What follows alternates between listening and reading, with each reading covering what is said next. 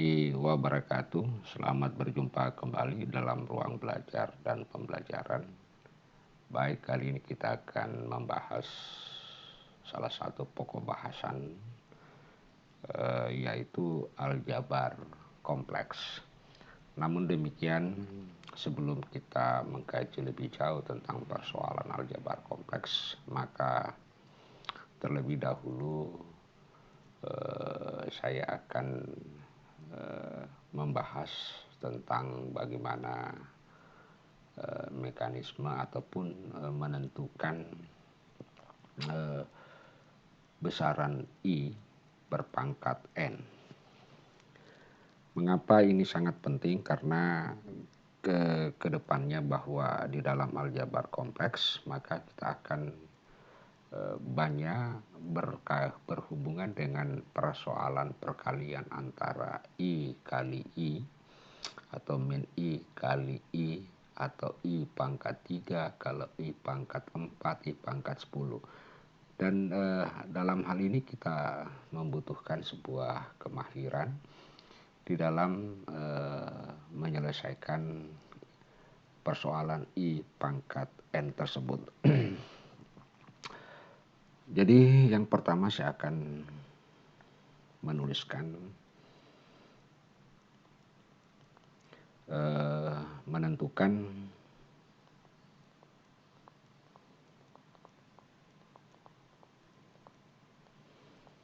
besaran I pangkat N, di mana kita pilih N adalah bilangan bulat. Nah, saya akan memberikan satu contoh. Misalkan kita memiliki I pangkat 0, jelas nilainya ini sama dengan 1, karena setiap bilangan yang berpangkat 0 apapun juga itu nilainya adalah 1. Kemudian I berpangkat 1, maka ini nilai hasilnya adalah I. Kemudian kita sampai kepada I berpangkat 2, nilai I pangkat 2 ini tak lain adalah minus 1. Namun demikian perlu saya garis bawahi bahwa ternyata I pangkat 2 itu masih banyak yang menuliskan bahwa I pangkat 2 sama dengan 1. Alasannya adalah bahwa karena I itu adalah akar min 1, sehingga dia menuliskan bahwa kalau I kali I yang tak lain juga adalah I pangkat 2 itu sama dengan akar min 1 kali akar min 1. Sehingga ini dia bisa tulis akar min 1 kali akar min 1. Dan yang tak lain ini hasilnya adalah sama dengan akar 1.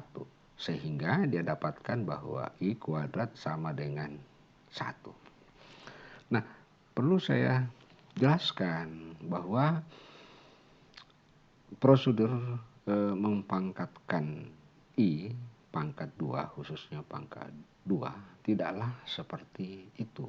Jadi seharusnya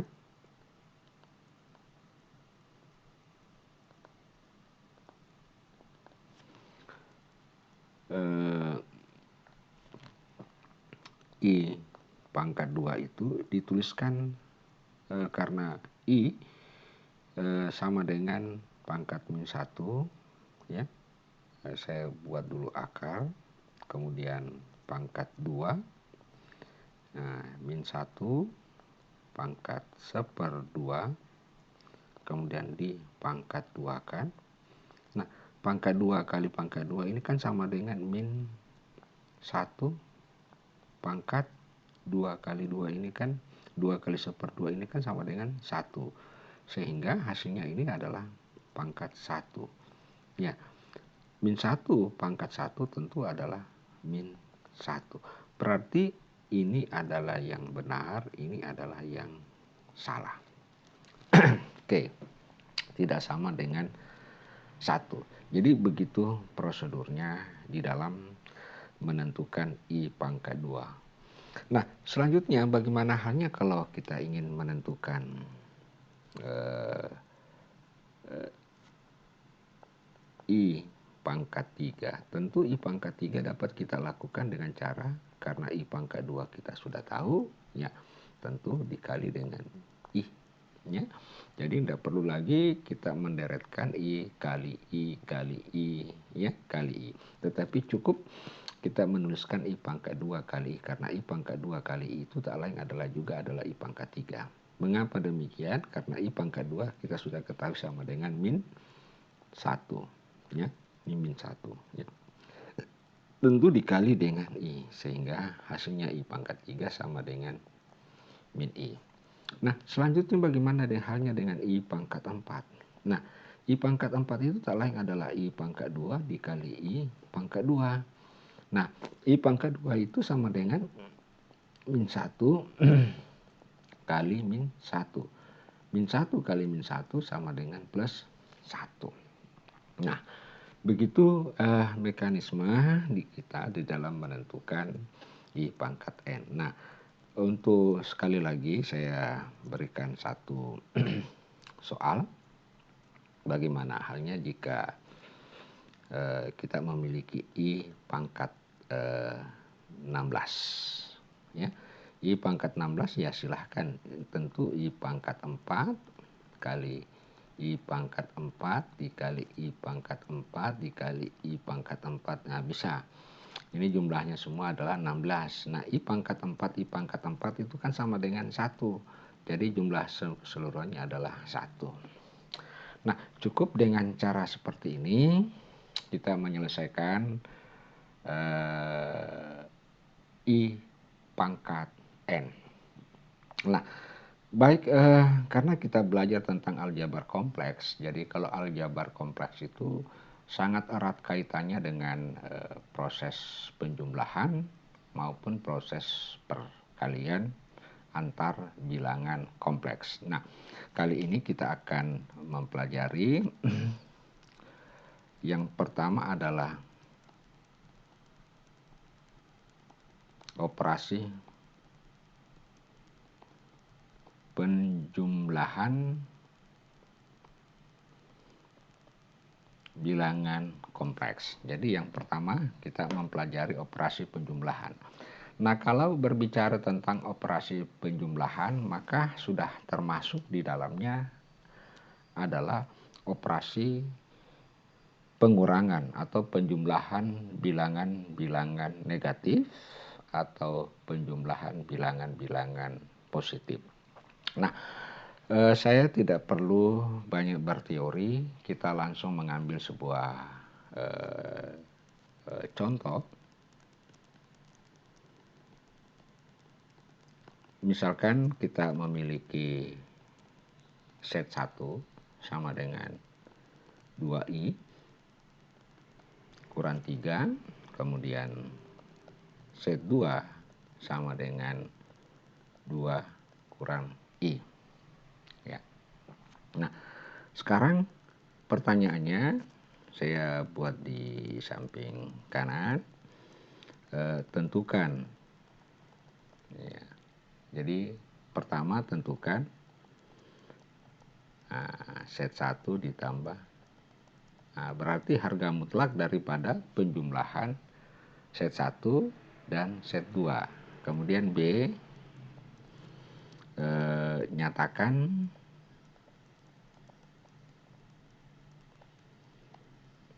set 1 ditambah set 2. Jadi kita ingin menyatakan set 1 dan set 2 dalam bentuk polar.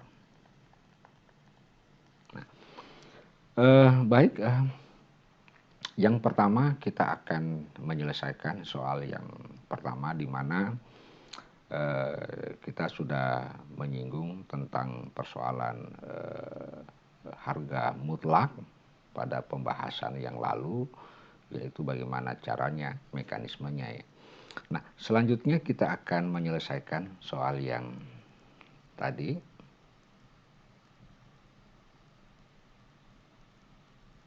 Nah, jika kita ketahui tadi adalah katakanlah diketahui tadi adalah set 1 sama dengan 2i kurang 3, kemudian set 2 adalah 2, ini ada satu kesalahan ya, ini 2i ya, 2i bukan 1i, 2 dikurang i. Nah, kita ingin menentukan hasil penjumlahan. Jadi hasil penjumlahan set 1 ditambah set 2. Nah, ini masih dalam bentuk nilai bilangan kompleks. Nah, tentu kita tinggal jumlahkan saja. 2i kurang 3, kemudian dijumlahkan. Kemudian set 2 adalah 2 dikurang i. Nah, kalau kita lepaskan kurungnya, maka kita dapatkan ini 2i kurang 3 ditambah 2 dikurang i. Berarti hasilnya ini sama dengan i, ya, i kurang 3 minus 3 tambah 2 kurang 1. Dengan demikian, kita ketahui bahwa untuk mencari harga mutlak daripada set 1 dengan set 2, maka kita cukup mengkuadratkan, lalu menjumlahkan kuadrat jumlah dari masing-masing. Jadi saya ingatkan dulu bahwa untuk menentukan harga mutlak, jadi kita gunakan x kuadrat ditambah y kuadrat. Oke. Nah, artinya apa? Koefisien masing-masing komponen kita masukkan, kita pangkat 2-kan, kemudian jumlahkan baru diakarkan. Dengan demikian kita dapatkan ini. Kalau x-nya adalah min 1, pangkat 2. Kalau i, y, jadi y-nya i, jadi i, y. Y-nya juga sama dengan 1. Nah, dengan demikian kita dapatkan min 1 tetap sama di pangkat 2 kan 1, tambah 1 berarti hasilnya adalah akar 2. Nah, inilah hasil yang kita dapatkan untuk harga mutlak daripada jawab B. Nah, selanjutnya kita ingin menentukan bagian B itu adalah bentuk daripada polar daripada set 1 ditambah set 2. Nah, misalkan ini saya tulisnya adalah set. Jadi tidak ada persoalan, berarti set sama dengan set 1 tambah set 2. Nah, dari soal pertama kita sudah dapatkan bahwa set 1 ditambah set 2 itu adalah i kurang 1. Nah, untuk menentukan diagram polar daripada fungsi set ini, maka kita harus membuat sebuah diagram argan. Nah, diagram argan itu kita bisa lihat. Nah, angka min 1 itu berarti dia berada di titik sini. Ini adalah min 1 ya, ini untuk sumbu x. Nah, untuk sumbu y-nya saya tulis dulu ini sumbu x, sumbu y imajiner, ini real ya. Kemudian i-nya adalah juga plus 1 ya, karena sumbu imajiner. Sehingga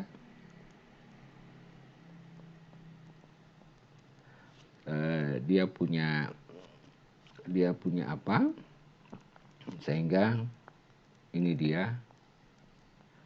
Nah, panjangnya ini adalah kita cari harga mutlaknya sama dengan atau sama dengan R. Nah, harga mutlaknya ini tentu sama dengan akar 2. Nah, sekarang kita ingin menentukan theta. Nah, Bagaimana cara menentukan theta? Nah, kita sudah tahu bahwa untuk menentukan theta, maka kita gunakan tangens theta sama dengan Y per X. Ya.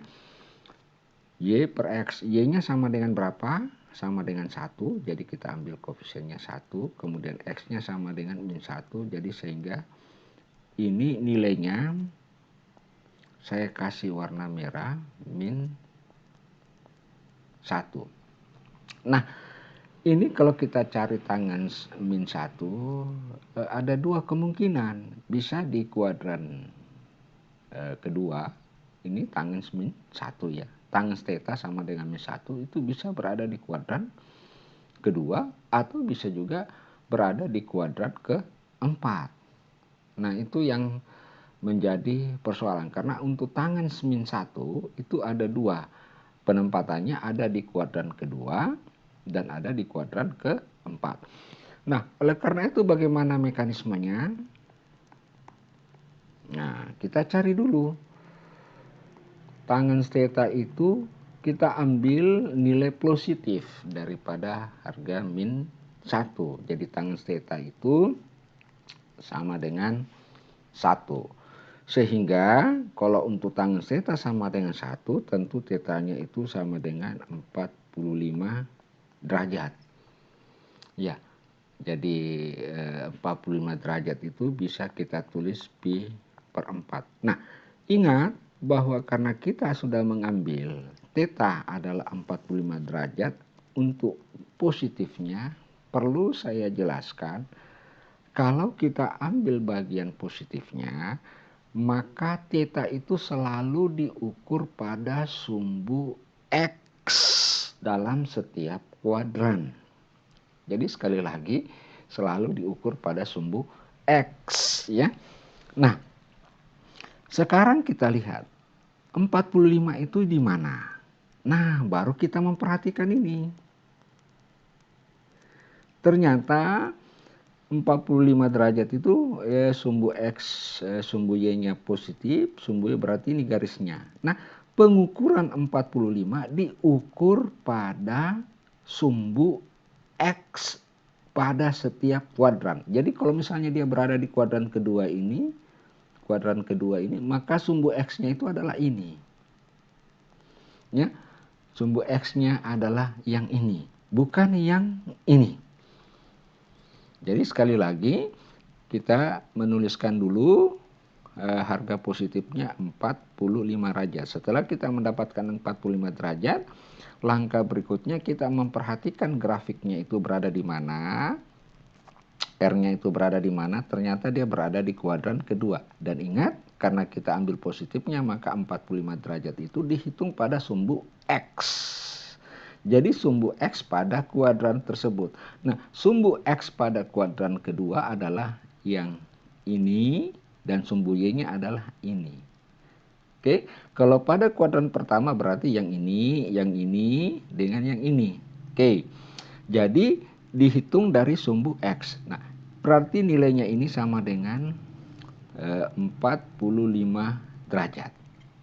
Nah, karena dari awal kita menghitung sudut itu adalah dari sumbu X positif selalu, maka yang kita cari inilah theta, di mana theta itu kita dapatkan sama dengan berapa? 180 derajat atau sama dengan pi ya, dikurang dengan 45 derajat. 45 derajat itu tak lain adalah pi per 4. Sehingga di sini kita sudah bisa dapatkan, nah ini saya bikin dulu garis sebagai catatan, maka kita sudah bisa dapatkan bahwa tangens theta untuk Y per X 1 pangkat min 1 ya, maka kita dapatkan theta sama dengan pi dikurang 180 derajat kurang 45 adalah hasilnya 3 pi per 4. Nah, inilah hasilnya 3pi per 4. Dengan demikian kita sudah bisa membuat persamaannya dalam bentuk polar. Nah, dalam bentuk polar. Sehingga kita dapatkan bahwa set sama dengan set 1 ditambah set 2. Dalam bentuk polar, tadi R-nya kita sudah dapatkan sebesar akar.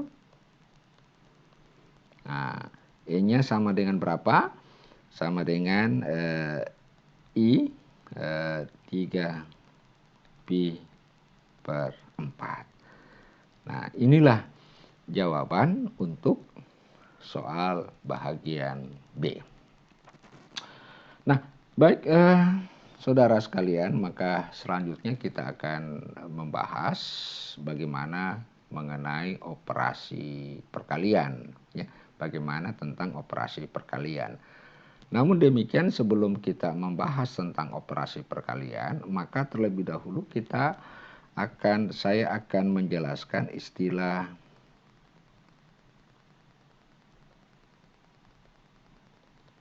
istilah conjugate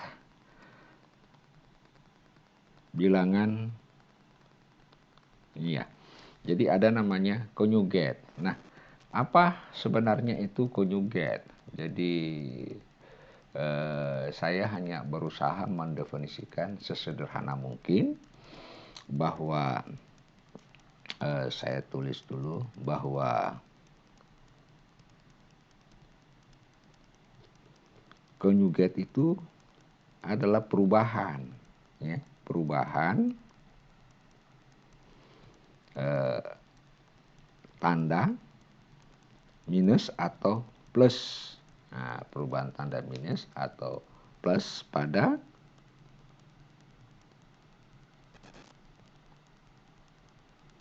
komponen imajiner.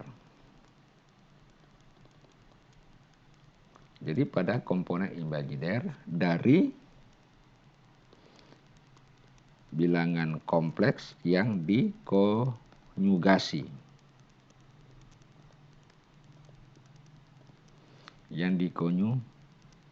Nah, itu. Jadi perubahan tanda saja. Nah, saya kasih contoh. Misalnya kita memiliki sebuah bilangan kompleks set sama dengan 1 dikurang 2i. Maka simbol daripada conjugate itu adalah set diberi tanda bar di atas set. Nah, ini menunjukkan bahwa ini adalah conjugate daripada set. Nah, hasilnya ini karena yang akan mengalami perubahan tanda adalah bagian imajinernya, maka perubahannya dari negatif tentu jadi positif. Nah, ini namanya conjugate. Nah, kalau misalkan set sama dengan 4i, maka konjugasinya ini katakanlah ini set 1, saya beri simbol set 2, maka konjugasi daripada ini adalah minus 4i. Nah, bagaimana halnya kalau misalnya kita memiliki set 3 sama dengan 5, maka konjugasi daripada set 3 ya tetap 5, ya. Bukan berubah jadi negatif 5. Kenapa? Karena definisinya menyatakan yang mengalami perubahan itu adalah bagian komponen imajiner. Nah, sekarang kita lihat.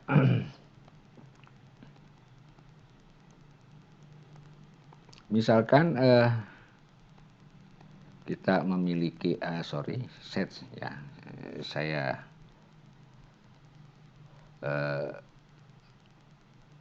hapus dulu. Misalkan set sama dengan X ditambah IA, ya.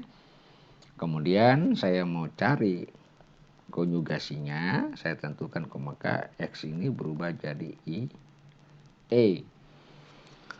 Nah, dari kedua hal ini maka kita ingin menentukan perkalian antara set dengan set. Jadi antara set dengan set. Jadi antara set dengan konjugasi daripada set. Sehingga kita dapatkan ini X ditambah IE kali X dikurang IE. Nah, hasilnya ini tentu X kali X adalah X kuadrat, ya. Kemudian X kali IE sama dengan min IXY. Nah, ini ya, kali kemudian IE kali ini plus IXY. Nah, IY dikali IY sama dengan apa? Masih bisa. Kalau I kali I sama dengan min 1. Karena plus kali min, min berarti tetap jadi plus Y pangkat 2. Dan ini hilang. Ya. Jadi yang tersisa adalah X kuadrat ditambah Y kuadrat.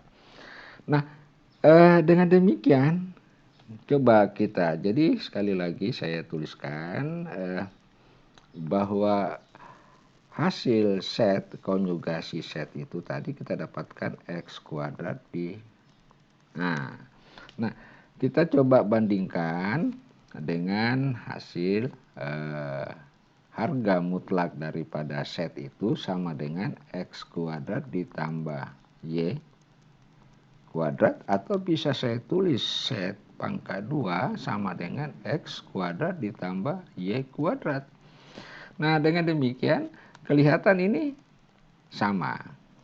Makanya kita bisa tuliskan bahwa set kali set konjugasi itu sama dengan set pangkat 2. Ya. Harga mutlak daripada set itu sendiri hasilnya sama dengan X kuadrat ditambah Y kuadrat. Nah, ini perlu kita ingat. Oke, jadi saya pikir untuk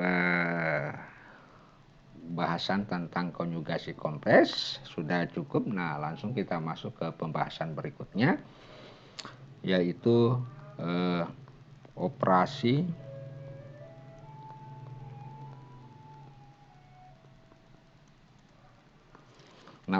perkalian. Nah, operasi perkalian ini sebenarnya juga sudah masuk operasi pembagian. Artinya apa? Operasi perkalian bilangan pecahan. Oke, jadi kalau kita sudah membahas tentang operasi perkalian, maka itu juga sudah berkaitan tentang operasi pembagian, di mana operasi pembagian itu tak lain adalah operasi perkalian bilangan-bilangan pecahan. Oke, nah sama halnya pada operasi penjumlahan. Maka untuk memahami operasi perkalian ini, maka saya akan berikan dua contoh. Satu, misalkan, saya hapus dulu. Misalkan kita dapatkan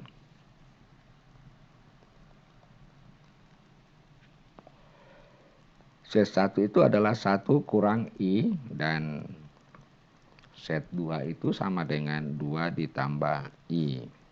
Nah, pertanyaannya,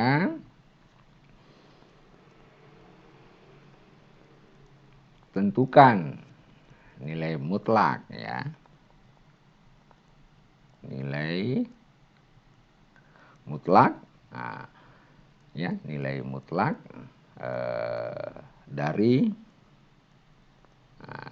saya tidak perlu tentukan bagaimana cara menentukan polarnya, nanti bisa saudara-saudara sekalian sendiri yang akan menentukannya.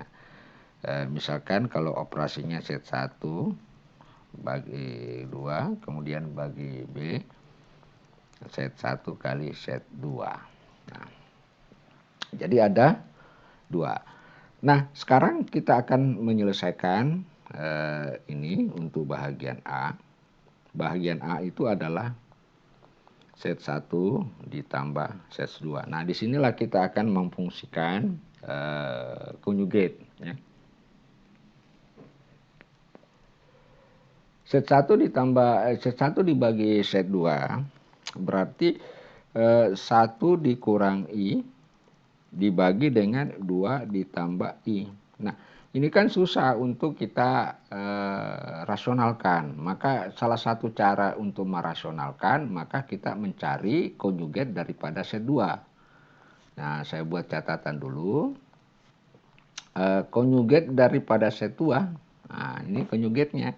Konjugat set 2 itu adalah 2 ditambah I. Berarti konjugatnya adalah 2 dikurang I. Gitu.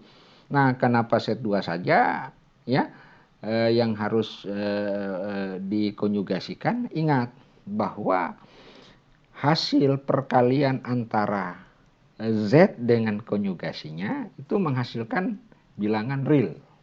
X kuadrat ditambah Y kuadrat. Jadi menghasilkan bilangan real.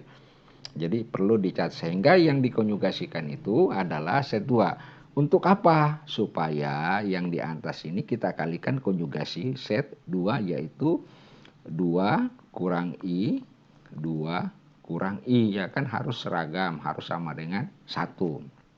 Nah, sehingga kita dapatkan 1 dikali 2 sama dengan 2. Ya, 1 dikali I sama dengan I. Min I kali 2 tentu 2I, kemudian min I kali min I. Nah, ingat, min I kali min I. I kuadrat min I, jadi plus I kuadrat. Nah, I kuadrat sendiri adalah min 1. Berarti hasilnya di sini adalah min 1. Nah, karena ini sudah merupakan bentuk konjugasi,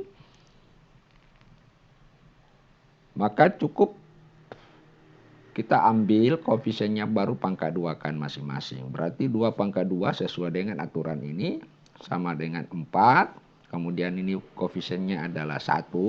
Tentu ditambah 1. Sehingga kita dapatkan ini 2 dikurang 1 berapa? 1. Nah, kurang 3I per 5. Ya. Nah, 3I per 5. Oh sorry, ini jadi tambah ya. Nah, ini jadi tambah karena min. Oh oke, sudah betul. Min. Berarti ini sudah betul karena min kali min plus kemudian I sendiri minus I pangkat 2 berarti min. Berarti inilah hasil daripada set 1 per set 2. Nah, kita ingin menentukan harga mutlak. Harga mutlak set 1 per set 2 berarti ini kan kalau saya uraikan menjadi 1/5 dikurang 3/5 I. Nah, harga mutlaknya itu tentu kita tinggal mengkuadratkan ini kemudian akar. Berarti 1/5 pangkat 2 ditambah min 3/5 pangkat 2 baru di akar. Hasilnya ini adalah sama dengan akar 1/25 ditambah, karena ini kan plus 9/25 sama dengan 10/25. Nah, ini adalah bentuk daripada nilai harga mutlak daripada perkalian set 1 dengan set 2. Nah, selanjutnya kita lihat bagian B, menentukan set 1 ditambah set 2. Nah, saya tulis dulu.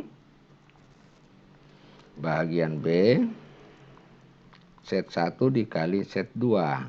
Nah, berarti 1 dikurang I dikali 2 ditambah I. Ya. Nah, ini tidak perlu kita konjugasikan. Tidak perlu, langsung saja dikalikan. Berarti 1 kali 2 sama dengan 2. 1 kali I sama dengan plus I. Kemudian min I kali 2 sama dengan min 2I. Kemudian min I kali plus I. Jadi min I pangkat 2. I pangkat 2 sendiri minus jadinya plus 1. Maka kita dapatkan 3 dikurang, karena ini kurang I. Itu adalah hasil daripada set 1 kali set 2. Sehingga kita bisa tentukan nilai mutlak set 1 kali set 2 akar. Nah, koefisien X-nya 3 pangkat 2 ditambah koefisien daripada Y-nya adalah min 1 pangkat 2. Sehingga kita dapatkan akar 9 ditambah 1 sama dengan 10. Nah, ini adalah harga mutlak daripada set 1 dikali set 2. Baik, demikianlah penjelasan singkat tentang aljabar kompleks. Semoga penjelasan ini memberikan manfaat bagi yang menonton. Dan semoga diberikan pemahaman, dan dari pemahaman itu akan menimbulkan keberkahan bagi kita semua. Dan saya akhiri, sekian, wassalamualaikum warahmatullahi